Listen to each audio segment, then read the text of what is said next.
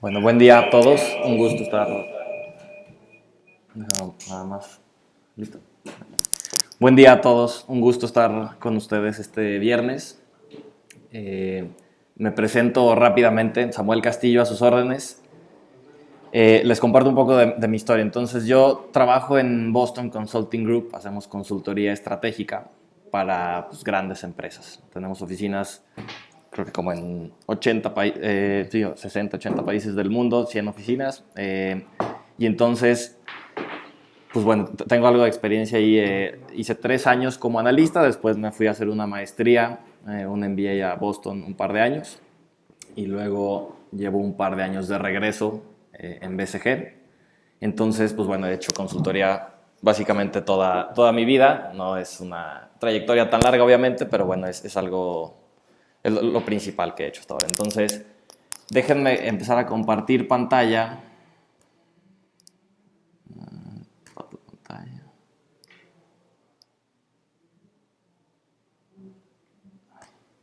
Compartir. Perdóname, pero es que ahí está. Ahí ves la pantalla de fondo verde. Super. Vale. Entonces, miren, les comparto un poco de cuál es el espíritu de esta primera plática. Como ustedes saben, la idea es que tengan varias mentorías o varias pláticas de este tipo a lo largo de las siguientes semanas. Y entonces, lo primero que les compartiría es que creo que son es digno de reconocerse que estén acá. Creo que el hecho de que tengan la voluntad para aprender algo y para ver cómo hacer las cosas de una mejor forma, habla bien de ustedes y los pone un paso adelante del resto, ¿no? Que ya veremos en su momento porque es relevante esto. Después, la segunda reflexión que les compartiría es, traten de sacarle el mayor jugo. Entonces, lo que tenga que ver con hacer las preguntas más punzantes que tengan en esta sesión, con dedicarle la mayor cantidad de tiempo a las asignaciones que les den los mentores. Acérquense, pregunten, sáquenle jugo a este recurso. Creo que es una oportunidad bastante especial la que tienen. Entonces, digo, yo soy externo, no tengo ningún incentivo de ningún tipo en el programa mismo, pero desde fuera lo percibo como una buena oportunidad para ustedes. Entonces, bueno, esperemos que les sea de utilidad. 3 objetivos para hoy. Entonces, en primer lugar, listar dimensiones de la crisis, ¿no? Entonces, ¿cuáles son las principales patas o las principales cajitas en las que podemos cuadrar esta crisis? En segundo lugar, traigo una lista de preguntas cuyo objetivo es un poco fomentar la reflexión en ustedes, ¿no? Entonces, que empiecen a enfocar específicamente cuáles son los dolores más grandes y a partir de ahí puedan encontrar las soluciones más relevantes. Y luego al final es una parte de entender los esfuerzos, dónde deberían enfocar la mayor parte de sus esfuerzos, un poco para superar la crisis, ¿no? Entonces, digo, llevamos ya 6 meses en esta nueva normalidad, creo que ya todos de cierta forma, bien o mal, nos adaptamos, pero pues tal vez es momento de cambiar un poco la velocidad y empezar a pensar qué viene hacia adelante y cómo le hacemos para tomar alguna ventaja acá, ¿no? Entonces, a ver, enfrentamos una crisis sin precedente, ¿no? Entonces, aquí lo que pueden ver es el rendimiento de los últimos 5 años o el nivel al que cotizaba los últimos 5 años, el Standard & Poor's, ¿no? Entonces, tiene 25,000 defectos y no es una foto perfecta, pero lo que sí pueden ver es ahí en marzo de 2020 el desplome, ¿no? Desplome que pues, no se había visto en ningún punto con tal magnitud en el pasado. Entonces, es una crisis rarísima y profundísima. Creo que en eso todos estamos de acuerdo, pero pues, es una crisis que no afecta a todos por igual, ¿no? Entonces, aquí ven el crecimiento del segundo trimestre en el Producto Interno Bruto de distintos países. Entonces, hay países, por ejemplo, UK menos 20, creo que nosotros andamos por ahí, pero luego a la derecha de la gráfica ven países como Japón, donde la contracción fue pues no tan grave, ¿no? Digo, igual el eje no empieza en 0, empieza en -8, entonces todos estos países tuvieron al menos -8, pero igual pues hay un montón de diferencias en cómo afecta a cada uno. ¿Y por qué? Pues porque cada uno va en...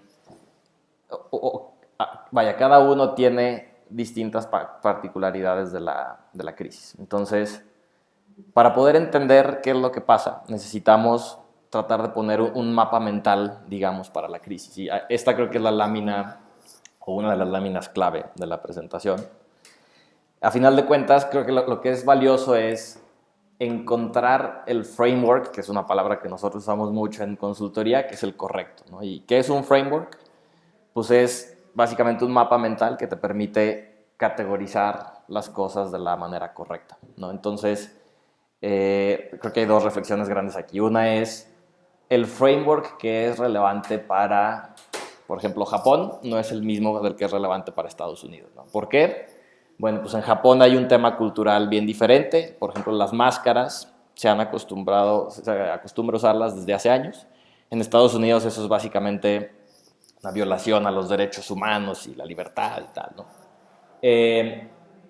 No sé, Japón no está en año electoral, Estados Unidos lo está. Entonces, Estados Unidos optimiza para sus propias convicciones o para sus propios objetivos y Japón optimiza para sus propios objetivos.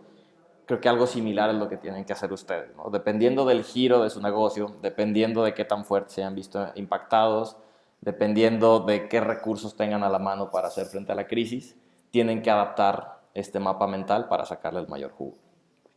La segunda reflexión que les iba a compartir acá es, creo que es mucho más eficiente, y esto lo vemos muy seguido con nuestros clientes, es mucho más eficiente tener un framework 80% correcto, pero que sea 100% aplicable y que lo puedas aplicar rápido, a pasar días y días y semanas tratando de pulir este framework para que capture hasta la última migaja de detalle, ¿no? ¿Va a ser mejor el resultado si usamos el framework que es 100% correcto? Pues sí, sin duda. Pero vale la pena hacer esa inversión de semanas adicionales y de quedarnos en este, como le llaman, parálisis por análisis. Pues yo creo que no. Y menos a la velocidad a la que se están desarrollando las cosas. Entonces, bueno, creo que esas son las dos reflexiones principales. Aquí lo que les presento es un framework tipo que les pudiera servir pues creo que a la mayoría de ustedes. La idea es que ustedes saquen de aquí lo que no funciona y le agreguen lo que llegara a funcionar. Me imagino que complica la labor de revisión aquí de los mentores, pero bueno, a ver si no me agarran a sillazos aquí. Entonces, a ver, 5 dimensiones. En primer lugar, la magnitud, ¿no? ¿Qué tan grande es el problema? Y esto, bueno, ahorita entro al detalle. Temporalidad, básicamente en qué momento nos está afectando y cuánto va a durar.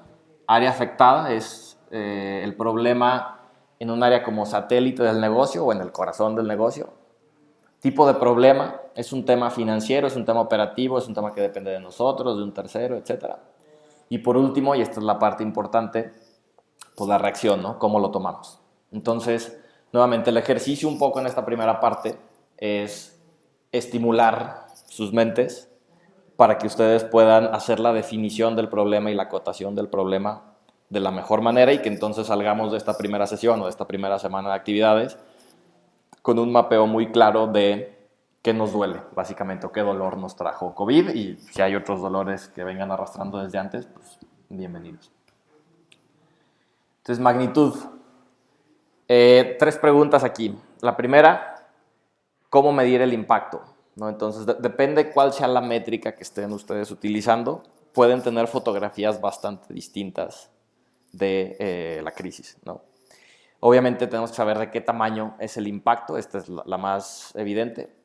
Y luego una parte que creo que es bien relevante para cualquier negocio es, fine, ya me dijiste que el agujero va a ser de este tamaño, pero luego la recuperación, ¿hasta dónde regreso? ¿No? Entonces, hay varias letras, no sé si han leído algún artículo, lo han escuchado, pero le ponen como letras a la forma de la recuperación. Entonces puede ser recuperación en V, que significa que regresamos a la misma tendencia, a la misma trayectoria que traíamos antes de la crisis. Puede ser U, que significa que sí rebotamos, pero nunca regresamos al nivel original. Entonces hay una pérdida de valor ahí real y tangible. Y luego ya la gente se puede poner más creativa y hay otras letras, ¿no? Entonces dicen W, si hay una caída, rebotamos, y luego otra caída y rebotamos. Ya llevamos la primera mitad de la W, esperemos que no entremos a la segunda mitad, porque creo que sería un tema grave para un montón de empresas, chicas, medianas y grandes. Y luego están las Ls, que las Ls creo que también sería preocupante. La L es básicamente destruyes valor ahora y luego te quedas flat, digamos, hacia adelante y nunca te recuperas. Eso es básicamente una sentencia de muerte, ¿no? Digo, dependiendo del tamaño del problema, pero vaya, si nunca vas a recuperar el nivel de negocio o el nivel de actividad que tenías, pues es algo que tienes que considerar muy seriamente, ¿no? Magnitud, vale. Temporalidad. Entonces, acá lo que tienen que hacer ustedes es estimar a lo mejor de sus habilidades cuándo vamos a empezar la recuperación. Puede ser que ya haya empezado, nuevamente llevamos 6 meses en esto, entonces en algunos casos seguro ya empezó. Y luego tienen que ver en qué ritmo nos vamos a recuperar, ¿no? Esto creo que es particularmente relevante para cuando piensan en planeación de recursos. No sé específicamente cuál sea su caso, pero muchas empresas al inicio de la crisis dijeron, bueno, pues, si mi actividad se redujo en un 90%, voy a tomar estas reducciones de recursos, ¿no? Entonces voy a cortar personal a tanto por ciento, voy a cortar inversiones a tanto por ciento, etcétera. Pero luego el tema es, muy bien, maravilloso que captures esos ahorros, pero luego cuando se detone la actividad obviamente vas a estar listo. Si se detona la actividad muy rápidamente, vas a estar listo para recontratar o para reinstalar, digamos, los recursos de manera suficientemente rápida. Entonces, creo que también es súper valioso que ustedes tengan una noción de, a ver, en 6 meses voy a necesitar el doble de lo que necesito hoy, en un año ya va a ser a todo vapor, un poco conectado con el punto anterior de qué forma va a tener la recuperación. Ok, entonces esto les ayuda para su planeación de recursos. Después, este tema del área afectada. Entonces, ¿cuál es el impacto en el core, en el corazón, digamos, de su negocio? No sé si tengan exclusivamente una línea, y creo que aquí habrá bastante variedad en la audiencia, pero dependiendo de cuántas líneas de negocio, cuántas áreas geográficas tienen, etcétera, es como ustedes pueden definir su core. Y aquí creo que se vuelve tricky también y puede ser una oportunidad porque, por ejemplo, Uber. Uber, igual en el segundo trimestre de este año, tiene ya más ingresos por el lado de Uber Eats que por el lado de Uber Rides, que son los taxis, ¿no? Entonces, pues yo creo que a cualquiera, si nos hubieran preguntado en enero cuál es el core de Uber, hubiéramos dicho la parte de la transportación y tienen aparte un negocito de entrega de comida. Y ahora se invirtieron los papeles. Todo el mundo pidiendo comida a domicilio y pues muy poca gente saliendo de sus casas y transportándose, ¿no? Entonces, eso creo que también detona buenas conversaciones porque dices, oye, quiero que este sea mi nuevo core, o la verdad es que no, prefiero quedarme con mi core original porque es más rentable, porque tengo mayor como right to win, que le llaman, tengo mayores capacidades para ganar en ese core. Creo que también vale la pena esta reflexión para que ustedes digan, ¿sabes qué? Perdí un montón en esta línea de negocio, gané un montón en esta, quiero deliberadamente perseguir la nueva oportunidad o no, la verdad es que espero con ansias que regrese otra vez la actividad en mi área original. Conectada a esta, la segunda pregunta, ¿cuál es el impacto en líneas satélite o negocios satélite, ¿no? Entonces, perdón, en reflexión que aplica para todas, el core puede ser un tema geográfico, puede ser un tema de cliente, o sea, relación comercial, pues, puede ser un tema de área de negocio como tal. Entonces, hay varias maneras de categorizar el core.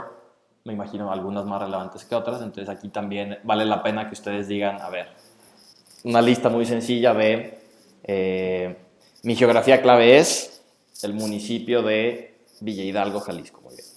Mi segmento clave es la venta de paletas. Muy bien, perfecto. Mi canal clave, canal de distribución clave es las tienditas de la esquina. Muy bien. Entonces, caracterícenlo con un mapa de estos de como Business Canvas o lo que sea, lo pueden hacer para que encuentren en las principales dimensiones de su negocio cuál es el core y cuál es satélite, ¿no? Entonces, ok, ahora sí, retomando la segunda pregunta, pues de los negocios que están al lado del core, ¿cuál es el impacto y qué tanto me duele ese impacto, ¿no? Puede ser momento de, y lo veremos un poco más adelante en la parte del rebote, pero puede ser momento y puede ser el detonador para decir, ¿sabes qué? Desinvierto en esta línea de negocio, me salgo de esta línea de negocio y entonces enfoco mis energías en el core. Después, en la parte de tipo de problema, pues aquí la complejidad también es pues, tan amplia como la queramos hacer, ¿no? Entonces, la pregunta inicial básica es si tienen un problema operativo o si tienen un problema financiero, ¿no? Entonces, no es lo mismo tener un problema de logística porque está cerrado un puerto por el coronavirus o lo que sea y entonces no tengo insumos y entonces eso me para toda la cadena de valor. Si tenemos un tema de capital de trabajo, un tema de cuentas por cobrar o lo que sea, donde todos los recursos pues, siguen ahí y pueden operar, pero entonces nada más se me complicó el tema del efectivo, ¿no? Y luego la parte de la solución, ¿qué tanto está en nuestra cancha y qué tanto está en la cancha de un tercero? Acá lo que hacemos típicamente es básicamente dividir, tratar de segmentar las actividades que se pueden hacer o las soluciones que se pueden hacer. Y entonces hay un tema, y digo, a los consultores se burlan de nosotros porque dicen que todo lo ponemos en una matriz de 2x2 y a partir de ahí tomamos decisiones, pero bueno, pueden ponerlo en una matriz muy sencilla donde un eje sea complejidad y otro sea si depende de nosotros o depende más bien de terceros, ¿no? Entonces va a haber un cuadrante, el de baja complejidad y el que depende 100% de nosotros, que le llaman no regret moves, ¿no? O sea, medidas que puedes tomar mañana y que 100% van a ser correctas, ¿no? Entonces, esas son actividades que pueden ustedes priorizar en el corto plazo y después tienen que crear su plan para decir, mira, estas otras actividades o este otro cuadrante de actividades es súper complejo, pero depende de mí mayormente, entonces requerirá una atención particular. Y luego hay otros dos cuadrantes, ¿no? Baja complejidad, pero que depende de otros, pues bueno, es ir a hacer relación y hacer cabildeo. Y las que son muy complejas y dependen de otros, pues bueno, esos son los temas que nos mantienen despiertos algunas noches y donde habrá que pues meter mayor energía. Y después, por último, pues está la parte de nuestra reacción, ¿no? Entonces aquí es un tema de reinventarse y capturar las oportunidades únicas que está viendo o, digo, morir a lo mejor está aquí muy, muy dramático, ¿no? Pero pues, sufrir una afectación permanente a nuestro negocio, ¿no? Entonces, lo que les diría de lo que estamos viendo con nuestros clientes ahora es, estas son oportunidades únicas, o sea, una ventana realmente única que, pues, me imagino pasará cada 100 años a la par de cada pandemia, para capturar eficiencias y capturar ahorros que antes no se podían, ¿no? Entonces, por ejemplo, el tema de las interacciones remotas, trabajando con un cliente ahora súper tradicional, venden yeso, placas de yeso a ferreterías, ¿no? Es el sector más tradicional que se puedan imaginar, que hace 6 meses y hace un año y hace 40 años, si les decías, oye, ¿qué te parece si en lugar de venirte a visitar el representante de venta, te llama? O te llama por Skype o por Zoom o por lo que sea. 100% de ellos hubieran dicho, olvídalo, o sea, ni en sueños, no va a pasar, necesito la relación cara a cara, necesito que veamos el producto, necesito tocar la calidad, etc. Y hoy, pues, por X o Y, todo el mundo está obligado a hacerlo así. Entonces es una ventana única para este cliente específico para decir, oye, pasó la crisis, pasó la pandemia, no me importa, la interacción se va a mantener así. Y sí, una vez al semestre, una vez al trimestre, voy y te visito y nos tomamos una copa de vino y hablamos de la vida y tocamos las cosas, pero mientras tanto están ahorrando un montón. Traslados ya no hay tiempos de espera, que se le corrió la agenda a la persona que te iba a recibir, etc. Y las conversaciones son mucho más puntuales. Entonces eso es una ventana única que se abrió ahorita y es nuestra tarea, digamos, que no se cierre encima de nosotros. Vale, entonces, nada más para cerrar la parte previa, nuevamente, y ahorita viene un quote que a mí me gusta mucho, pero la parte de tratar de dimensionar el problema y definir cuáles son las cajas correctas y cuáles son las dimensiones donde decimos, mira, aquí es impacto, tamaño del impacto muy alto en esta geografía, mediano en este canal, pequeño en esta área de negocio. El poder caracterizar nuestro problema de manera mucho más puntual y no nada más decir, estoy en crisis, en general estoy en crisis, ayuda mucho para después lo que viene de planeación y de plan de acción y poder priorizar, ¿no? A final de cuentas, algunos decían que estrategia es la asignación de recursos escasos, ¿no? Y que creo que es una situación con la que muchos de ustedes o todos se pueden relacionar.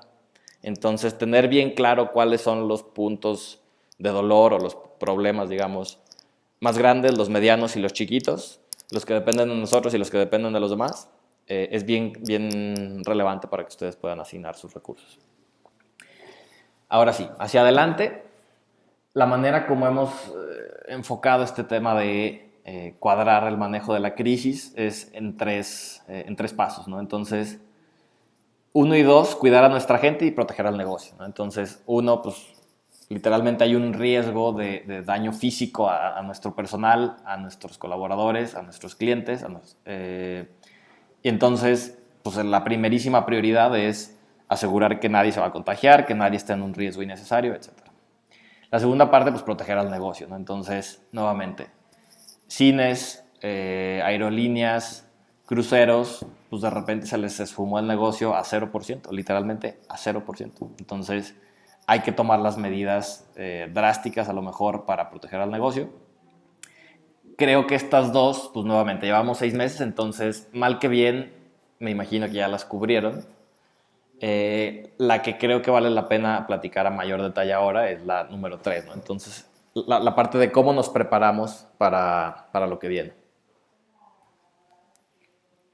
Vale, entonces, lo que hemos visto es que normalmente los planes de acción que están haciendo nuestros clientes para responder o para prepararse para el rebote se agrupan en 4 grandes bolsas, digamos, ¿no? Entonces, el primero es un tema de ajustar un plan de inversiones, plan de crecimiento, ¿no? Entonces, cualquier tema, me imagino que ustedes tenían su planeación y decían, mira, pues en 2019 nos expandimos a este otro mercado, en 2020 nos expandimos un poco más para acá, etcétera. Eso, pues sin duda hay que ponerlo en la lupa y ver si es realmente el camino necesario. Y no me lo tomen directamente como que es para cancelar todo y cerrar todas las expansiones y posponer todo, etcétera. Puede ser al revés. Entonces puede ser un tema de viendo a mis competidores y viendo las oportunidades que están saliendo por, you name it, interacciones remotas, todo el mundo está en casa, trabajo remoto, etcétera. Pueden hacerlo al revés. Entonces decir, ¿sabes qué? Aquí le meto el doble de dinero, esfuerzo, tiempo, etcétera, para capturar esa oportunidad. Y justo ahí es el espíritu del segundo punto. No sé qué tan relevante para esta escala de empresa, pero nuestros clientes lo que están activamente pensando es, oye, ¿y si compro a alguno de los competidores? Pues a final de cuentas todo el mundo está a descuento, digamos. Entonces puede ser un buen momento para hacer algún move estratégico. La segunda parte es, un poco ya la toqué en la reflexión de la lámina previa, aprovechar la situación extraordinaria, ¿no? Entonces, el tercer punto de ahí, esto de la atención remota, mucho más eficiente, que te ahorra un montón de costos y un montón de ineficiencias, ya lo hablamos. Hay otros 2 puntos relevantes acá, sobre todo el primero, que es, oye, pues hay muchas cosas que son normalmente rígidas y que normalmente asumimos que están escritas en piedra. Por ejemplo, un contrato de renta, una renta de un edificio. Bueno, eso es por ley. Después, si hay creo que son 2 meses de, no es estado de excepción, pero es emergencia sanitaria.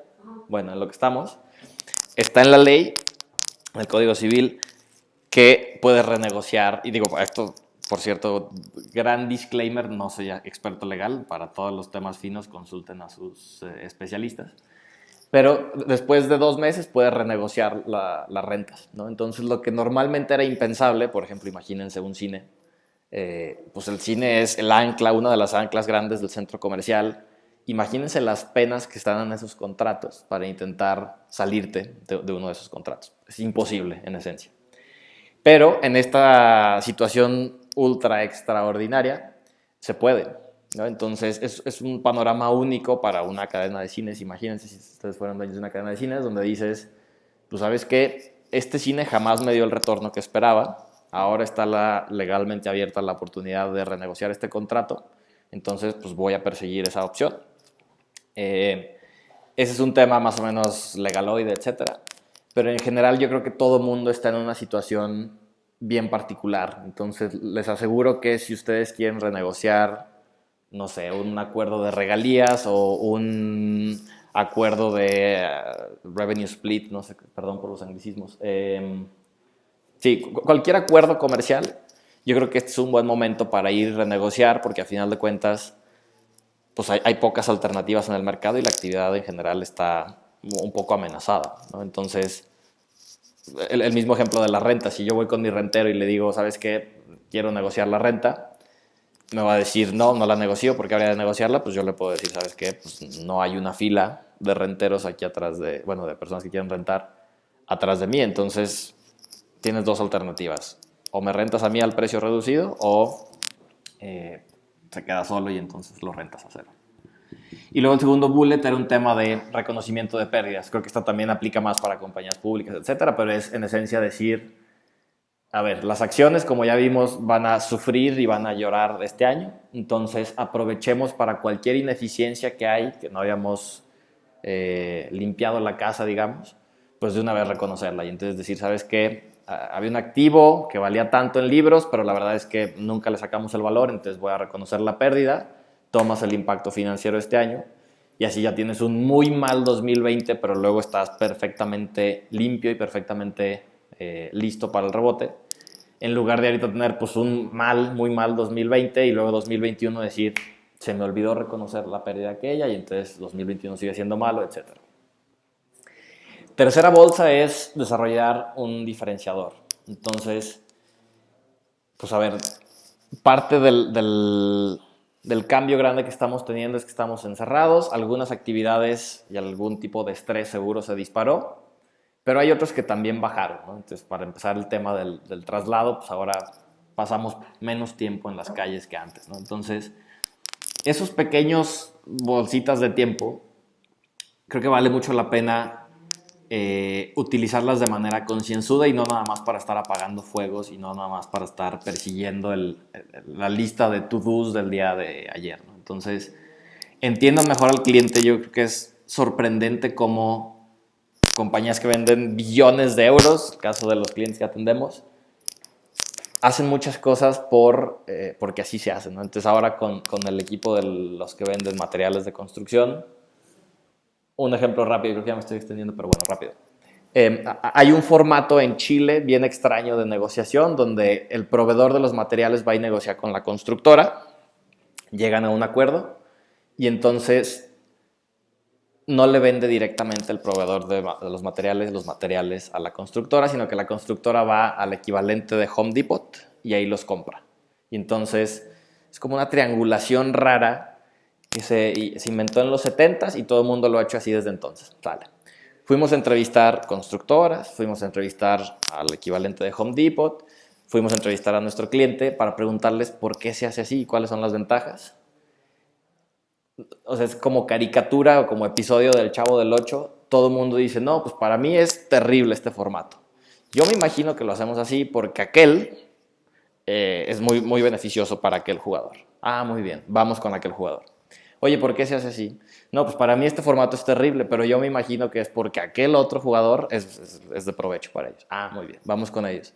Oye, ¿por qué se hace así? Lo mismo. Entonces es un tema donde se hacen las cosas porque así se han hecho toda la vida, todo el mundo pierde, todo el mundo está incómodo, pero todo el mundo asume que hay un interés de alguno de los jugadores y entonces no le mueven. Es simplemente un tema de coordinar y decir, señores, a partir de mañana lo hacemos diferente y sale mejor para todos.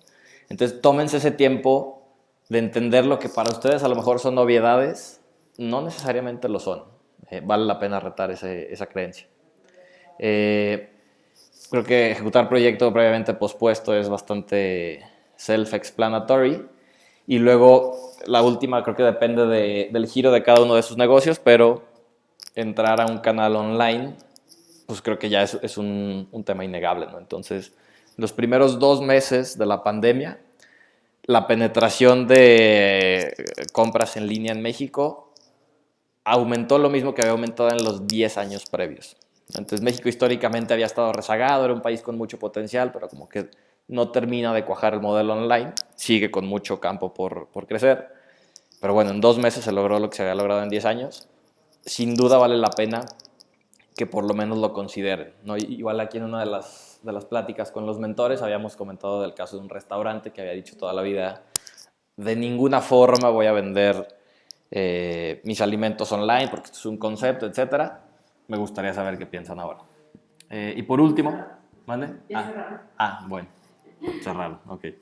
Y por último, es un tema de cómo nos volvemos institucionalmente más resilientes, ¿no? Entonces, yo tiendo a no ser tan catastrofista y no sé si necesariamente vamos a estar teniendo pandemias y social unrest y demás cosas cada pocos años, pero sí probablemente no va a ser la última vez que nos pase una crisis así grande. Entonces, el hecho de poder inyectar, digamos, esta flexibilidad y esta capacidad de respuesta rápida y este tema de pienso en el 80% de la solución y la saco en 2 horas, en lugar de pensar en el 100% de la solución y tardarme 2 meses.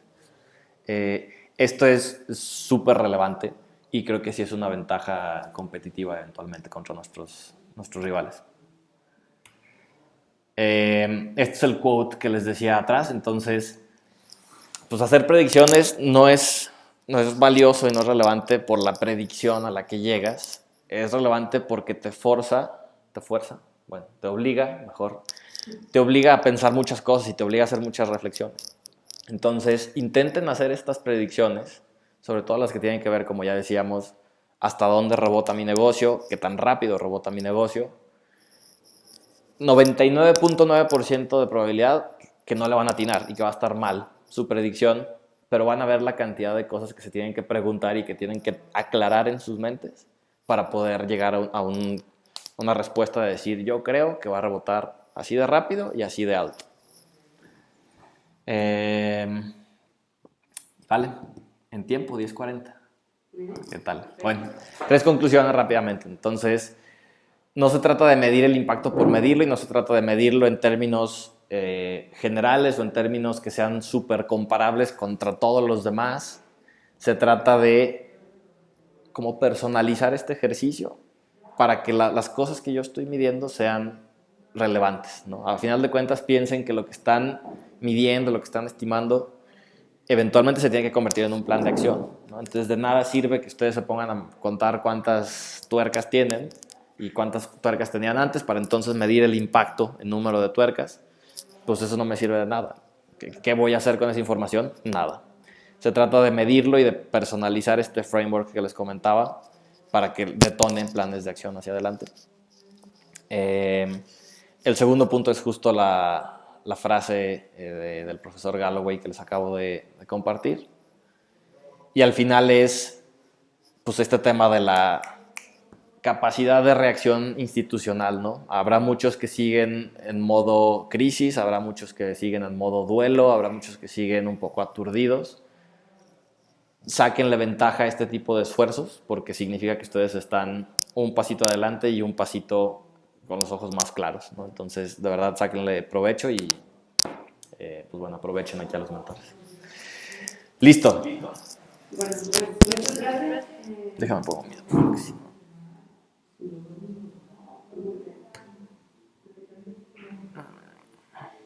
Bueno, para nosotros era muy importante que tuvieran esta primera sesión con Samuel. Él fue uno de los primeros a los que les platicamos la idea y le dijimos, bueno, ¿cómo lo ves? ¿Cómo lo ves posible? ¿Si podemos ayudar a las empresas? ¿Qué están haciendo los grandotes para nosotros aprender? Y también él fue el que nos puso el reto de las 10 semanas. Y creo que él les dio como un resumen de todo lo que van a estar viendo ustedes de forma modular.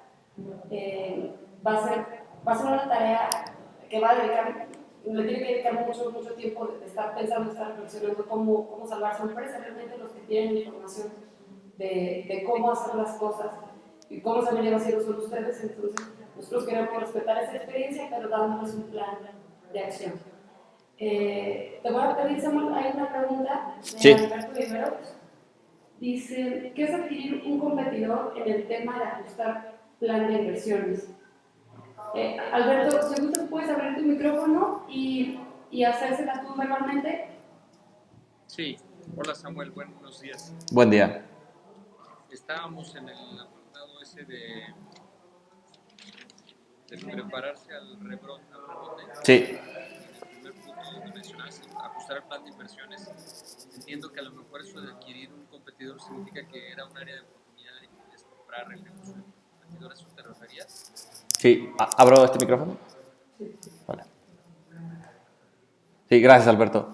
Sí, justo, o sea, creo que hay dos razones principales por las que esto pudiera ser relevante y nuevamente a lo mejor la escala de los negocios tendría que ser más grande para que se justifique, pero son, la primera, un tema de que todo está a descuento ahorita, entonces las compañías no valen lo que valían antes. Imagínense nuevamente la compañía de cines, pues la compañía de cines vale por lo que vende y luego por el margen que saca de lo que vende. Si están cerrados los cines y si están con la poca gente que está en los cines, pues vale muy poco esa compañía. Entonces, un competidor podría decir, un competidor bien capitalizado podría decir, voy y compro a este rival y entonces ahora ya me volví más grandote y no me costó los millones y millones y millones que me hubiera costado en 2019, donde este competidor pues valía mucho porque vendía mucho y marginaba mucho. Me costó así porque pues hoy este competidor no vale mucho. Este es un ejemplo en la mega escala. Puede haber algunos ejemplos en escala pequeña mediana que sean más relevantes para ustedes. Ese es uno, el tema de que todo está a descuento, y la otra es, este es el momento para, a final de cuentas, un mercado fragmentado es una mala idea, ¿no? Porque todo mundo está matándose por precio, etc. Hay una ley del 3 y el 4 que decía el fundador de BCG, que decía que en todo mercado maduro tiene que haber 3 grandes competidores y la participación de mercado del mayor tiene que ser 4 veces más o menos la del menor, ¿no? Entonces, las industrias que funcionan bien tienen 3 normalmente competidores grandotes. Entonces, si tú estás en el mercado de hacer fotocopias, pues es un mercado pulverizadísimo.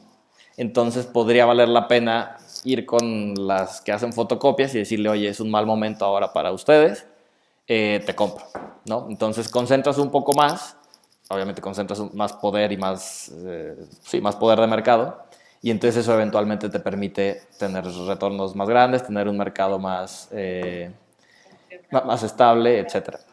Son extremos, perdón, pero puse extremos de ejemplos, ¿no? Una, las compañías que valen miles de millones de dólares y otra, las papelerías. Hay oportunidades sin duda en todo el espectro de tamaño. Vamos a suponer que fueran otro ejemplo, no el nuestro, pero que fueran los salones de fiestas y ahorita todos los salones de fiestas están cerrados. Pues comprar un sector que supongo algún día va a reabrir, no sabemos si en 3 años, en 2023, como dice Bill Gates, o en 6 meses, como nos dice López Gatell, pero podría ser una oportunidad de negocio, tal vez. Justamente, o sea, ahorita lo que pasa es que el que está bien capitalizado tiene todas las de ganar, ¿no? Igual, imagínense las empresas de cruceros. Pues es algo que tarde o temprano va a volver a valer mucho. No sabemos si en diciembre del próximo año o en 2023. Muy bien. Pero en 2030, sin duda, van a volver a vender miles de millones de dólares. ¿Hoy cuánto valen? Prácticamente cero. Entonces, el que esté bien capitalizado es la oportunidad ahora, ¿no? El que, como dicen los gringos, el que tenga pólvora seca ahorita, pues es el que puede mandar. Sí. Gracias, Omar. Seguro. No sé si alguien más tenga dudas. La verdad, esta plática es como con la que queríamos arrancar, porque nos queríamos dejar pensando en muchas cosas, nos queríamos dejar como reflexionando en lo que tenemos que hacer, en dónde están las oportunidades. Ustedes tienen todos asignados un analista que ya se presentó con ustedes. Va a ser charla del analista y ayudarles a aterrizar esto que nos dio ya Samuel para prepararnos para el siguiente tema. El siguiente tema es canales y cómo se encuentra su mercado, que creo que es un panorama muy interesante. Ahorita que ustedes ya vieron cuáles son las oportunidades, cómo plantear o cómo ir pensando que va a estar su rebote, su recuperación, el cierre del 2020. Tenemos que forzosamente pasar a ver cómo está nuestro cliente, cómo está nuestro segmento, para, como les dijo Samuel, poder dimensionar realmente dónde están parados ustedes y cómo nos vamos a recuperar, ¿no? Si alguien tiene alguna duda, solo abra su micrófono y Samuel los atiende, y si no, pues les voy a dar las gracias. Vamos a tratar de que la dinámica siempre sea así: 40 minutos el expositor, después unos 10 minutos, 20 de tema de dudas. De todas formas, Samuel lo tenemos un poquito a la mano, igual no va a estar con ustedes, pero si ustedes tienen una duda, pásensela a su analista y el analista se la va a llegar a Samuel, y Samuel 3 días después nos contesta en WhatsApp, pero no, sí nos lo va a contestar y lo vamos a aplicar. ¿Sale? Pues muchas gracias a todos los que se unieron. Tenemos también, pues, hay cuentas y hay mentores que nos han acompañado desde hace tiempo. Para los mentores que nos acompañan también, bueno, esto es un poquito lo que vamos a estar trabajando en este proyecto, en este nuevo programa. Y un gusto tenerlos a todos aquí presentes. La presentación la grabamos. Si alguien tuviera alguna duda o lo quiere como revisar con un poquito más a fondo, nos comenta y nosotros vemos la forma de pasarle la información. ¿Vale? Pues muchísimas gracias y pues cuídense mucho y pónganse a trabajar con sus analistas y sáquenles canas verdes, por favor.